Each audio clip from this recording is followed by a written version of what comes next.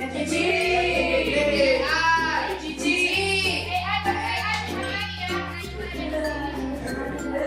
AI jadi kalian kan belajar kepada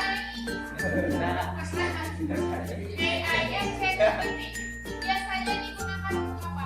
Mencari sesuatu, mencari informasi, mencari jawaban. Foto. Apa?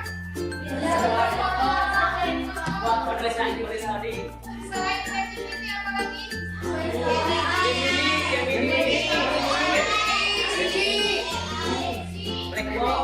Blackbox. Ada Gemini. Dipsi. Banyak ternyata tanpa belajar pun kalian sudah pernah atau menggunakannya sudah beberapa tahun. Apakah AI atau AI ini bisa menggantikan manusia? Tidak.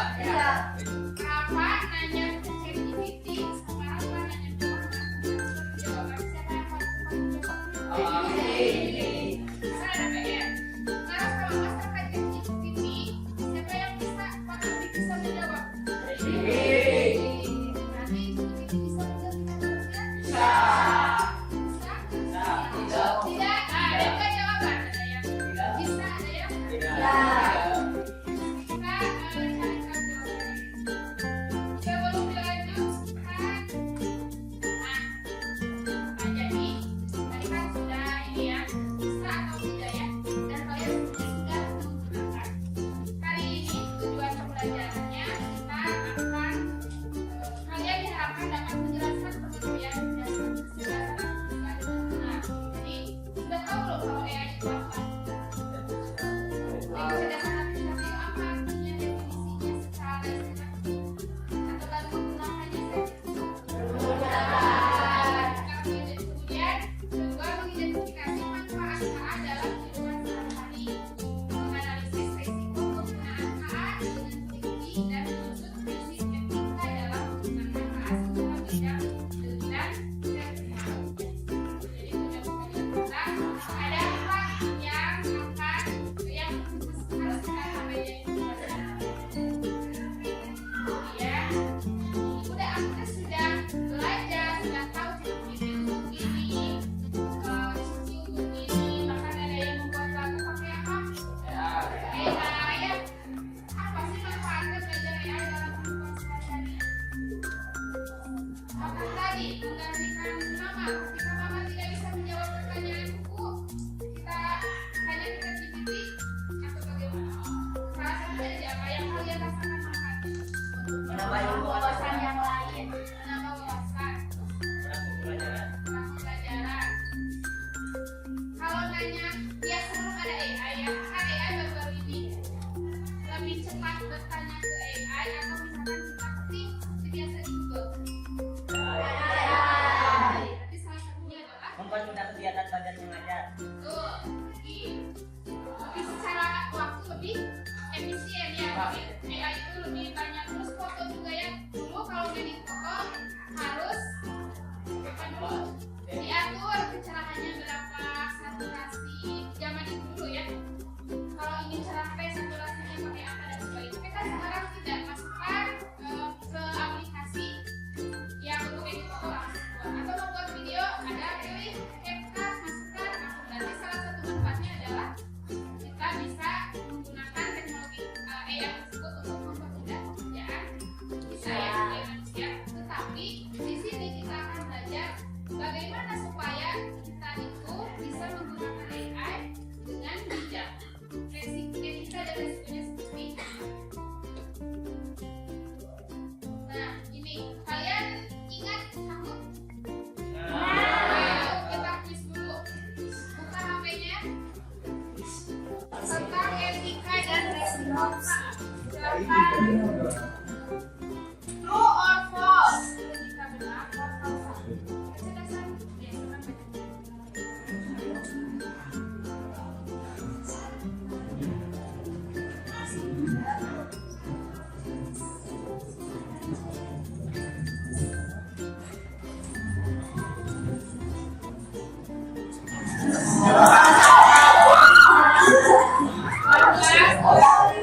Yang kedua, siapa yang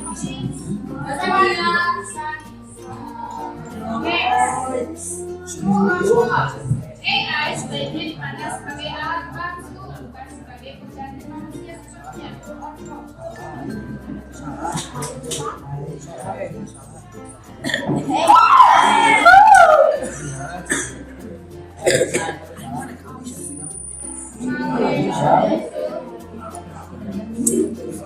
Secara sederhana, prinsip kerja AI adalah output proses input. Sehingga dikumpulkan.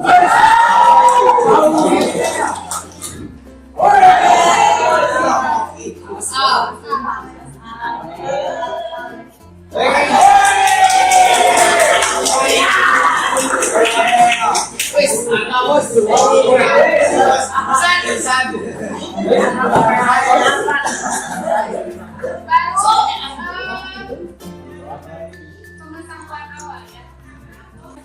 Tepung 1. Tepung 2. Yes. 3.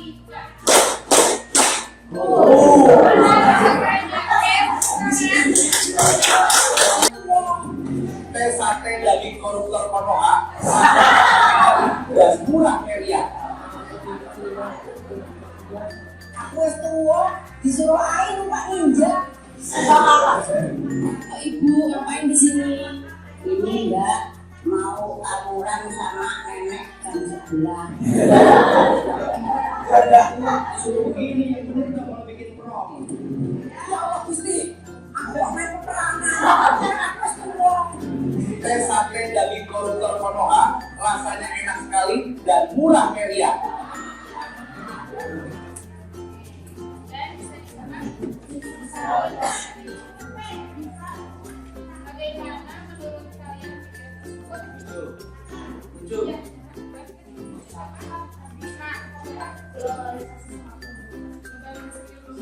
Kemudian itu video asli seperti itu tadi ada pakai nenek atau bukan?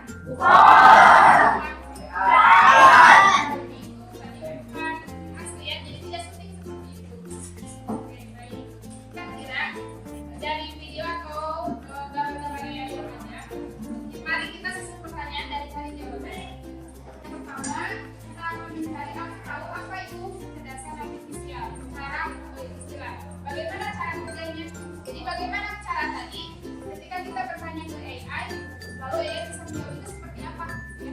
Kemudian apa manfaat KA atau AI? Bagaimana risiko penggunaannya dan bagaimana seharusnya manusia menggunakan KA? Kalian akan berdiskusi secara berkelompok. Itu akan membagikan beberapa sumber belajar. Ada teks atau handout yang sudah diberi di bawah bagikan. Kemudian ada video yang tadi bisa di share di sini materi dan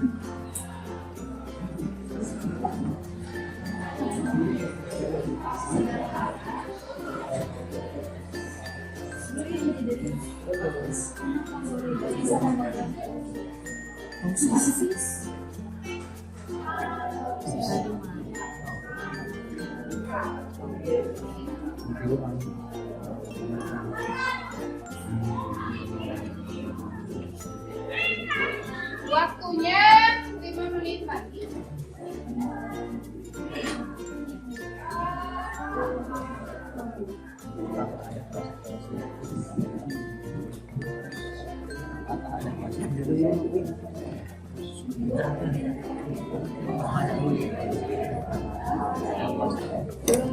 Sudah selesai? Sudah. Simak, lihat analisis hasil diskusi kalian. Apakah sudah sesuai atau belum nanti dipresentasikan.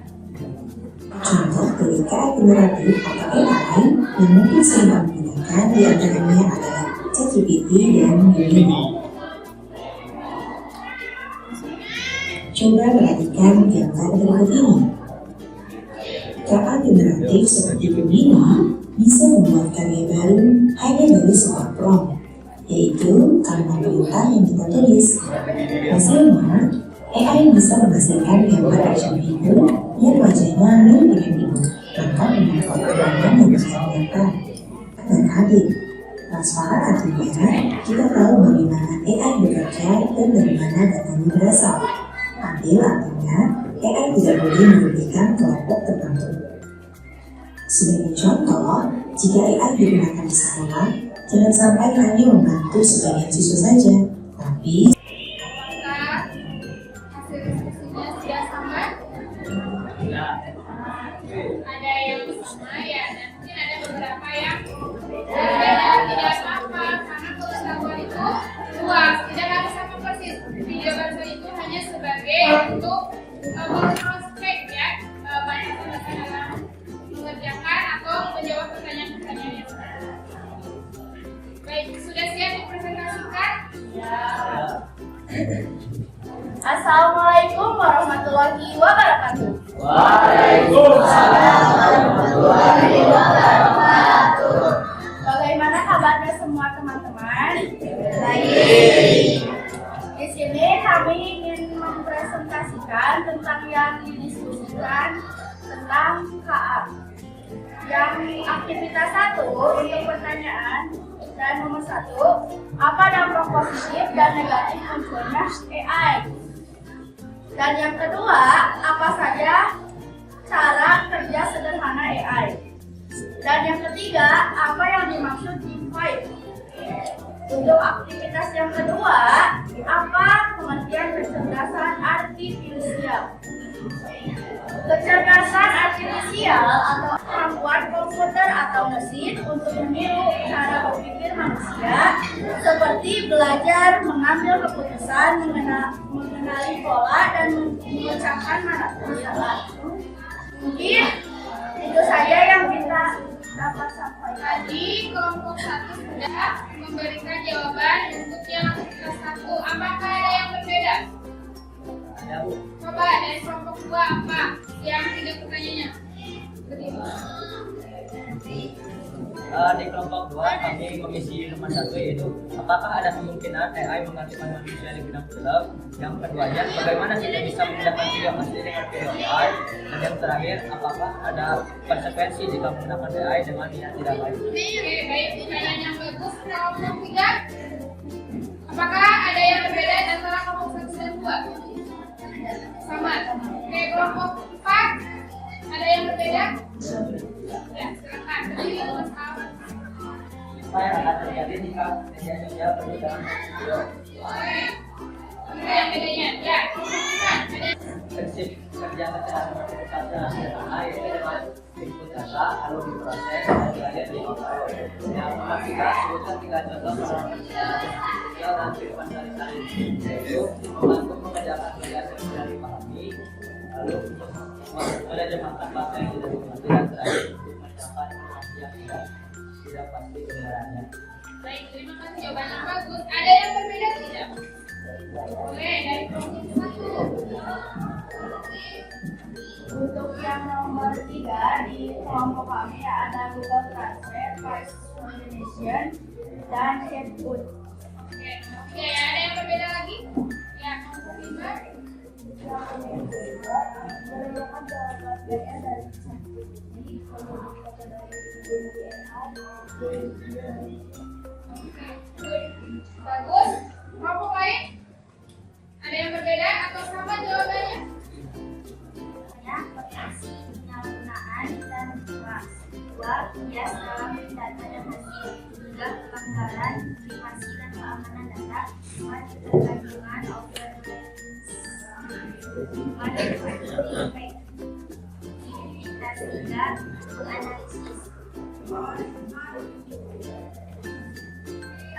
Dalam aspek pendidikan, contoh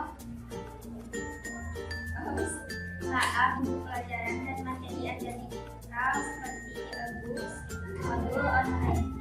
Manfaatnya memudahkan akses terhadap pengetahuan dan materi pembelajaran. Risikonya pelanggaran hak cipta. Yang berbeda? Ada aktivitas yang tidak. Ya, apa ini? Untuk pendidikan, aplikasi Duolingo manfaat membantu belajar lebih interaktif, resiko tingkat keamanan bergantung pada kebiasaan belajar daring. Untuk kesehatan, Halodoc dapat lebih mudah mengakses layanan kesehatan yang sebelumnya kompleks. Resiko keterkaitan gaya hidup lingkungan, prosedur medis. Media sosial, filter dan alat pengeditan, manfaat meningkatkan estetika visual, membuat konten lebih menarik. Resiko ketergantungan diri, jadi lebih sering menggunakan filter dan tidak mau melihatkan wajah aslinya. Oke, bagus. Ya. Ada lagi?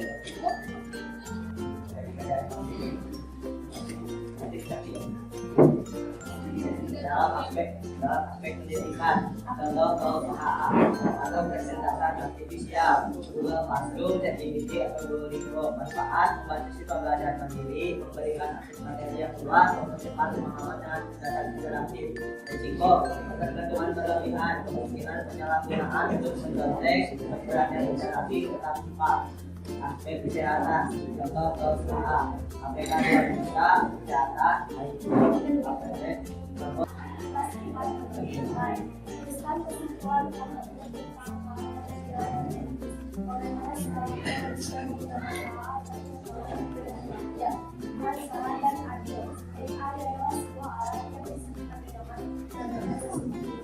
Baik, ada yang berbeda untuk kesimpulan? Kelompok 1. Untuk kesimpulan, yang pertama berorientasi pada manfaat manusia, yang kedua transparansi dan akuntabilitas, dan yang ketiga keamanan dan privasi pengawasan manusia. Oke, terima kasih. Kelompok 3. Manusia sebaiknya menggunakan AI dengan banyak, tidak merugikan orang lain, serta untuk hal-hal yang bermanfaat agar tetap aman dan tidak berbahaya. Oke, terima kasih. Bagaimana kesimpulan dari kelompok 2? yaitu memakai AI atau AI untuk mencari informasi dan menambah wawasan. Baik. Dan dari kelompok kalian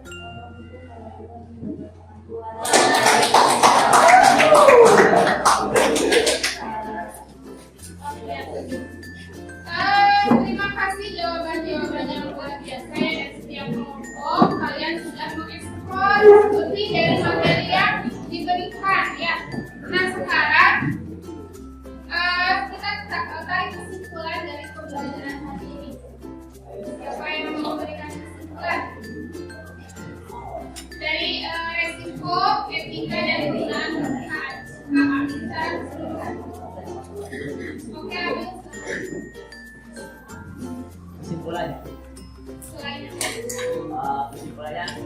manusia harus bisa pandai-pandai memanfaatkan AI, tapi harus mengetahui resiko dan etikanya. Terus siapa lagi? Ya.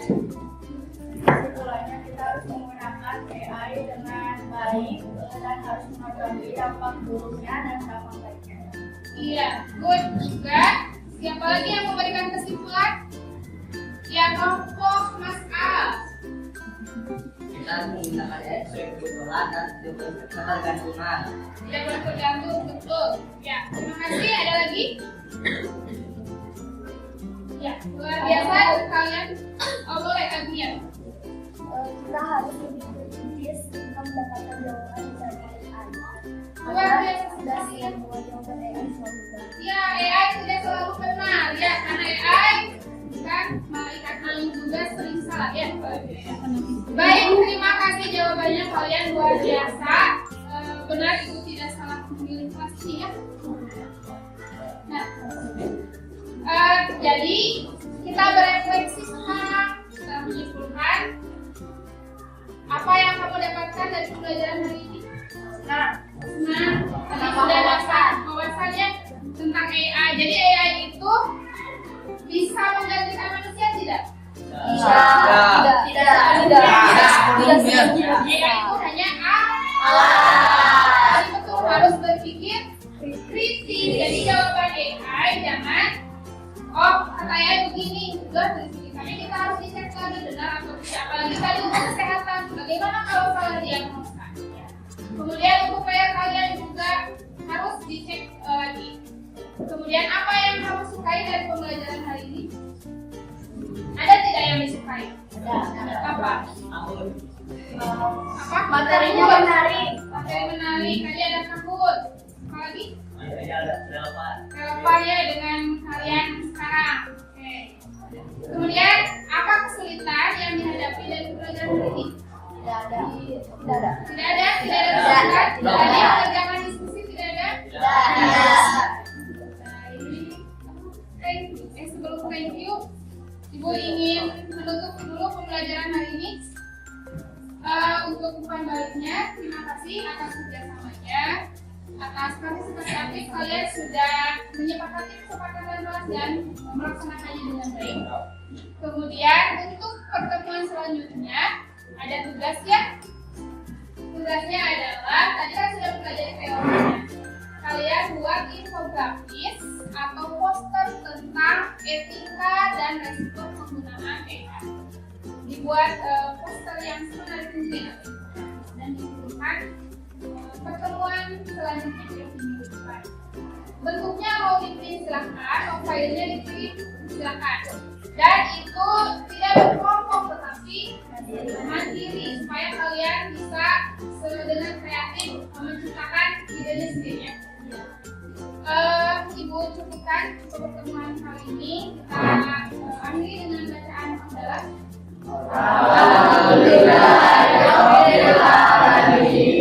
Kalau kita bertemu di pelajaran selanjutnya tentang kajian, bagaimana cara membedakan video asli atau deepfake. Kita akan pelajari di pertemuan selanjutnya. Terima kasih. Wassalamualaikum warahmatullahi wabarakatuh. Waalaikumsalam warahmatullahi wabarakatuh.